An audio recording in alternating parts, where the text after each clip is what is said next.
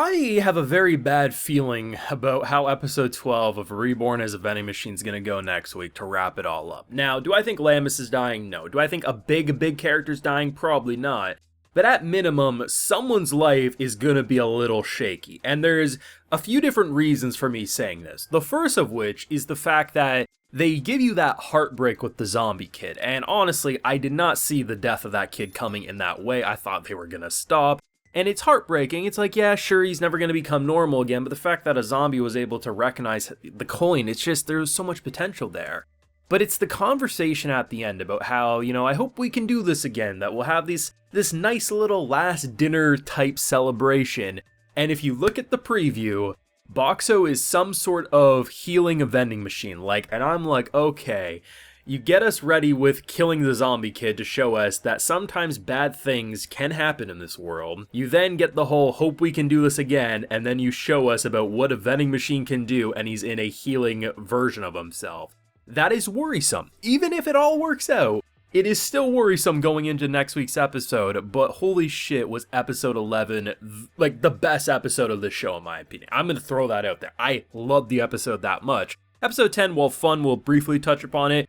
The meat and potatoes is all about episode 11. Now, before we jump any further, gotta mention, we do have full live reactions to both of these episodes available on my Patreon. We didn't talk about episode 10 last week on the channel, but I did cover it over there on Patreon. And honestly, this show has been very fun. There's elements of just simple isekai entertainment, but the moments like in episode 11, which like I said, this is going to be the primary episode we're going to touch upon because last week's kind of just more slice of life fun. What I love what they did with this whole haunted village type situation is aesthetically it's completely unique. I was expecting graveyard, right? When you hear about haunted floors and stuff, it's, oh, here's the gravestones, skeletons rising from the dead. And yeah, there's a little bit of that, but just the immediate almost Wild West style vibe, the sunset going down, and the fact that all these skeletons and spirits and just dead creatures, they come into this village, and it's not even like they're really attacking, it's more so like they're just, it almost feels like they can't move on, whether because family members of theirs are there, or the fact that, this was once their home.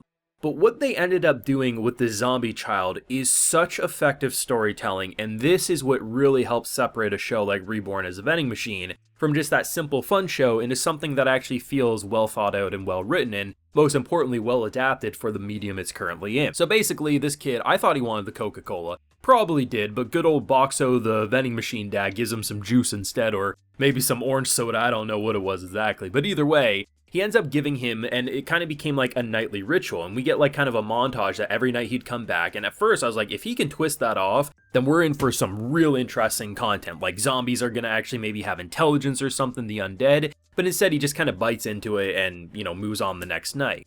What ends up happening, and man, you knew something was coming with this, but I didn't expect it to go this heartbreaking. So the idea that Boxxo ends up going on a little adventure outside the town. The kid, pretty much, night after night, even if he's undead, he knew to come back every night, right? Like, Boxxo was going to be there, and he would get a drink. And the idea that, basically, one of the Beast Kids pretty much admits that, yeah, I saw that thing out there on the mountainside or on the hilltop, but I didn't do anything because it didn't look like it was hurting anyone. So what I thought they were going to end up doing, because Boxxo's thinking yeah, it's only one night, next night I'll give him another one, it's all's well that ends well. And the idea that he comes in, you knew they were going to attack. That's 100%, everyone should have assumed that. But when Boxxo screams, what I'm so used to is almost like it's an inch away from attacking. Okay, we hear the attack, so it's what do you mean, Boxxo? Something like that. And maybe they still would have ended up killing the kid, but at the same time, I was assuming it wouldn't be so abrupt. So when I see the splatter effect, I'm kind of in disbelief. And the idea that Boxxo,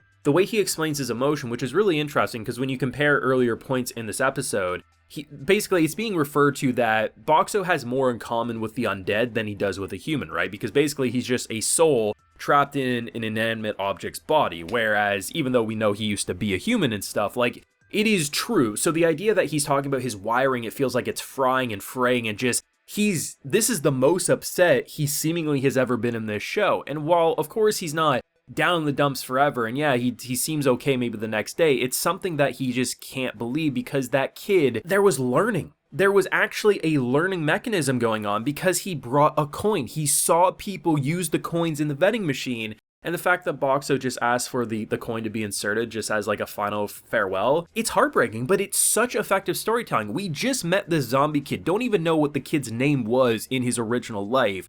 And just the way they use such a simple piece of storytelling to not only get you worried about the next episode because of how they layer extra breadcrumbs afterwards, but most importantly, it's an effective kind of horror mechanism, because when you see something like this, when you see Lamis being so cute and just petrified and passing out, and Boxxo has to turn into a cardboard box vending machine. I don't know what the hell they were doing there with that. They didn't really explain that, but, you know, power to them. I know everything they transformed this guy into legit exists because, you know, the author did his research, but I digress.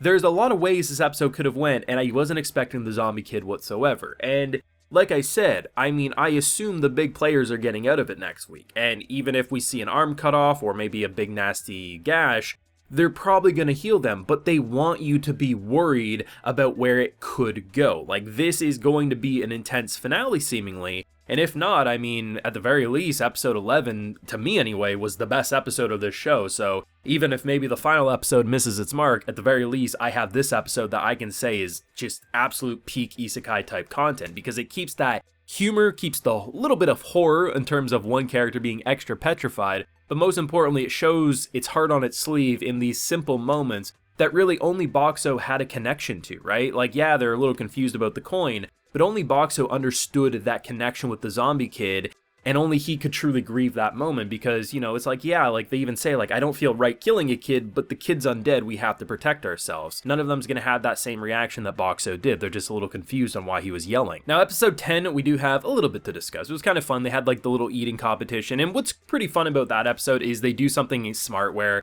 they basically kind of are like mini drug dealers in a way, because similar to how Boxxo kind of gives the first one free to any of his clients so that then they'll purchase more, they basically have soda because they have this big eating competition. They want to fill up the contestants, so they get them accustomed to the soda early, so then ultimately when it comes down to it, they should be a lot more full. Doesn't really work out too well, and that's pretty much that episode in a nutshell. It was very fun. It was a very enjoyable episode, but I don't think anyone would most likely say that episode 10 was more packed full of content and emotion than what episode 11 just delivered. But either way, the show is approaching the end. Do I need a season 2 or the author to come back and, you know, keep pumping out those light novels? No. I could most likely leave this show as a one and done season and feel completely satisfied. But if the anime gods grace us with more, yeah, I would definitely watch more. But let me know what you thought of either last week's episode or, most importantly, in my opinion, this week's episode, because I thought it was fantastic, but maybe you got a different opinion. Let me know down below. Leave a like if you enjoyed, subscribe if you're new around here, of course ring that bell so you can get notified when I upload more videos to the channel.